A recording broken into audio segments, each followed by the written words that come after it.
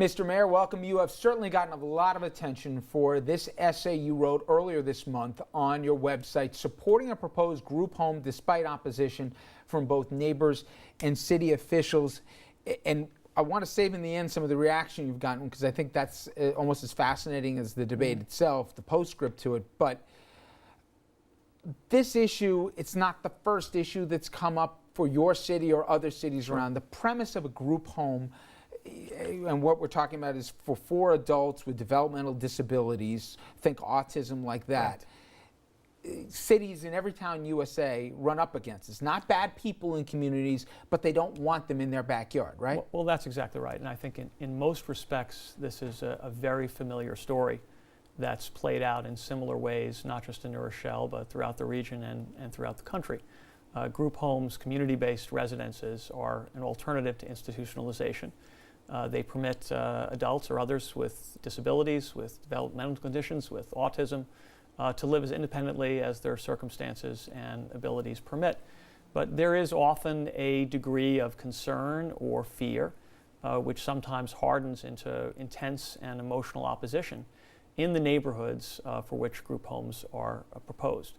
And that was certainly the case with respect to this group home. And that's not to say that the people who are opposing it are in any way bad people. And you went to great lengths in here to say that they're good members, they're contributing members to the community, they're not hard-hearted people. Some of these people themselves have family, whether it's extended or immediate family, with developmental disabilities as well. But their reaction is a common one. And I'll get some of the basics out of the way. Group homes are selected, and they're selected as long as there's not a concentration of them in a community. Correct. It is really hard for a community, which almost always objects to them being in a residential neighborhood, to actually override the selection of that, for the very reason is nobody would want them, right? Correct. The state law which regulates group homes, it's called the Padovan law, pretty much sweeps away the local zoning authority that would ordinarily allow municipalities to decide yay or nay on a group home. So the test that you have to cross in order to object successfully to a group home is really set so high that I'm told there's never been a successful challenge in New York State. The other alternative that's available to municipalities is to suggest a specific alternative site that has exactly the same characteristics as the one that was proposed. Of course, that would be in someone else's neighborhood, and it would be reasonable to expect a similar set of objections in that neighborhood. So we go through the routine. The routine is that there's objection in the community, and in fact, very loud objection in the community. You go to a hearing where those said members get up and they say their piece, and there was a lot of passion and a lot of seemingly unanimity in the crowd here. Not on our block, not in our area. Correct. You know, I observed the meeting, and I'd had a number of other conversations with neighbors. Nothing surprising that was said. Again, a familiar script that we've Give an idea to before. the public some of their objections. Well, I think concerns about safety, concerns about whether the block in question could still be used by children as a play area, concerns about property values, concerns about the fabric of the neighborhood. One suggestion related to sexually predatory behavior, which fortunately was not repeated by others. But you know, there is a dynamic that occurs when a crowd is really in the grips of emotion. And sometimes I think it can override the better instincts and the better judgments of the individuals that are there. I've seen it not just with respect to cases like this, but many other subjects. I think all of us have observed that from time to time. All of us have perhaps fallen victim to that from time to time in our own attitudes about things. But as I watched, it didn't sit right with me. And I decided a few days afterwards that I wanted to articulate what I felt about it, really almost a personal statement of conscience. And that brings us to our conversation, because let's be honest, a lot of elected officials, I don't care their party, I don't care the issue, when you're seeing something playing out in real time, and you also know that there's basically a law that's going to backstop this, that you know where this will end at the end of the day. This will be built here. There's a temptation, and I think an overriding one is keep my mouth shut. Don't take the heat for this and let this play out. But a few things happened different in this case. First off, you wrote, I think, an amazing letter on this, and I want you to speak to the first part of this, because as you sat there hearing what the people were saying and disagreeing internally with what they were saying, you said that you had one overarching feeling, and that was shame. You said, I was ashamed of myself, speaking in the first person, because I sat there quietly without saying a word, and I can't imagine a worse display of cowardice.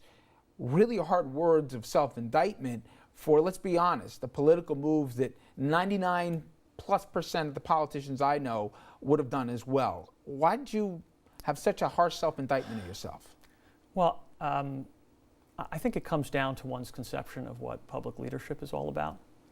And it seems to me that when there is an issue of this kind, which engages people at the deepest level, on the one hand, from a neighbor perspective, a sense of safety, value of property, economic interests, family interests, and on the other side, for the parents of children who have developmental disabilities, looking ahead to what their future may be, recognizing the extraordinary importance of group homes for a big segment of our population. I think part of the role of a leader is to speak up and try to articulate values from which all of us benefit, which really define a decent society, even if it may be unpopular in the moment.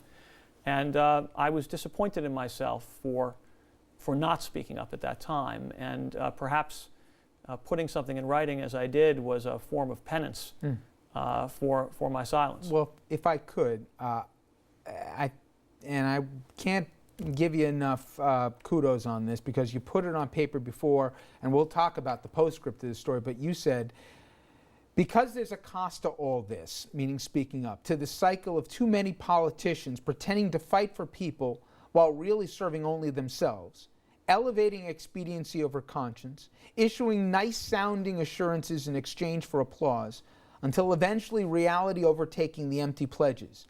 And then, faith in public leadership slips just a little bit into the basement. After 2 decades in public life, I am neither naive nor pure. But there comes a point where someone has to say enough to all that, and I guess this is my moment. Silence is complicity. And the postscript to this is, you said, you go on to say here, I'm probably going to in fact take some heat for this. I'm going to anger some residents.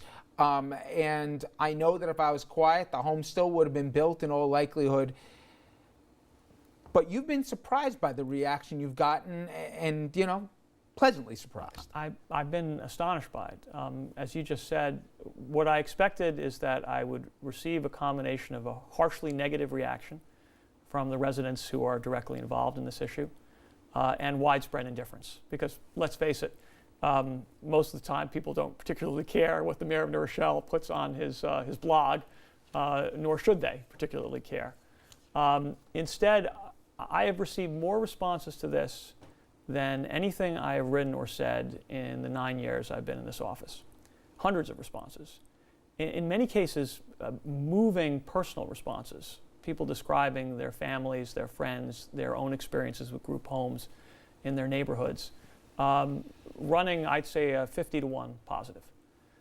So a completely unexpected... And you really didn't think that was going to be the case? No conception that that would be the case. And it's been quite remarkable. And it's always a little dangerous to generalize too much from one episode that has unique characteristics. But I think perhaps what it illustrates is that people expect folks in leadership positions to be honest and straightforward and to speak in principled terms of conscience, even if they disagree with them.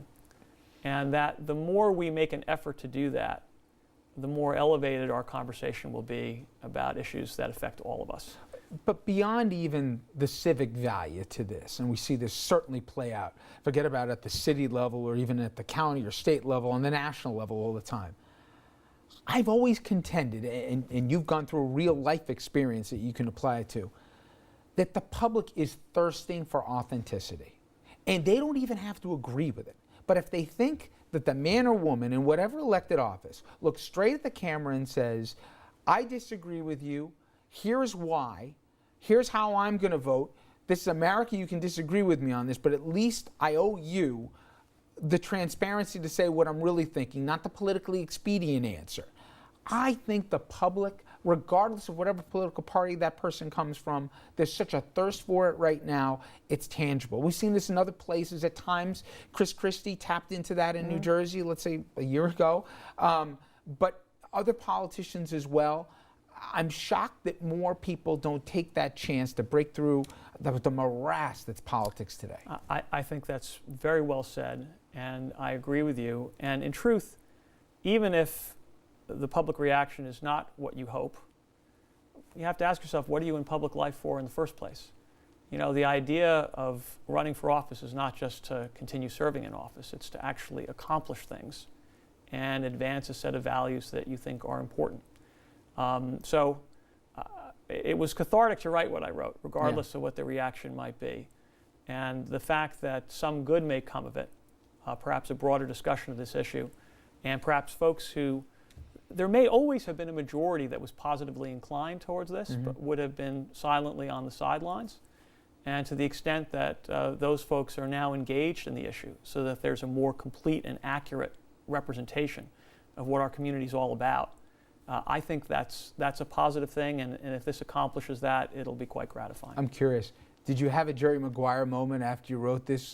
For those who remember the Tom Cruise movie where he's the sports agent and in the dead of night he has his cathartic experience and puts everything on paper and what he hopes his profession to be, prints out and puts it in the cubicles, and then the next morning has a panic that what have I done? Did you ever have any second thoughts about, after you hit send, wait a minute, can I bring that thing back from the cloud? No, I did a lot of soul searching before I hit send.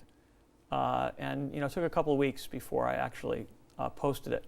But I'll share with you on a light note another movie analogy which someone shared with me. They said this was my Bulworth moment. Yeah. You remember that Warren Beatty movie? I don't think I'd quite go that far, but you know the point that they were making. And I'm glad to perhaps have done some good. And I think all of us, whatever our line of work, when we feel strongly about something, articulating our feelings in a way that reflects our conscience and our innermost beliefs always is a good thing. Well, I think to complete this conversation, we start from the beginning. And from the beginning of your letter, you talk about going to an event where it had 9-year-old kids in it, including kids with developmental disabilities.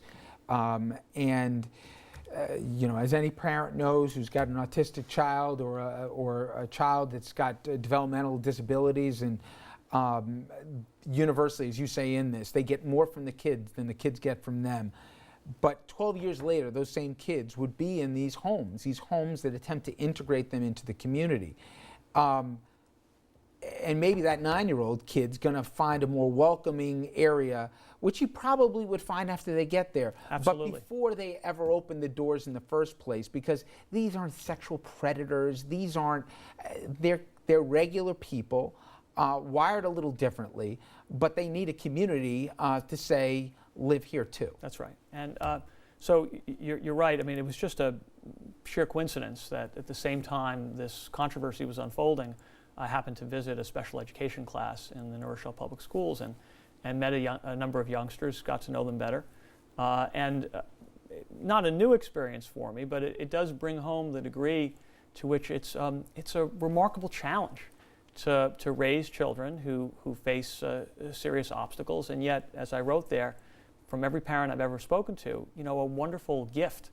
But the thing that I think parents are most concerned about is what happens when my child grows up, when mom and dad are no longer available to provide care and compassion, when support services run out. That's the thing that is more stressful to many people than the day-to-day challenges of raising a child.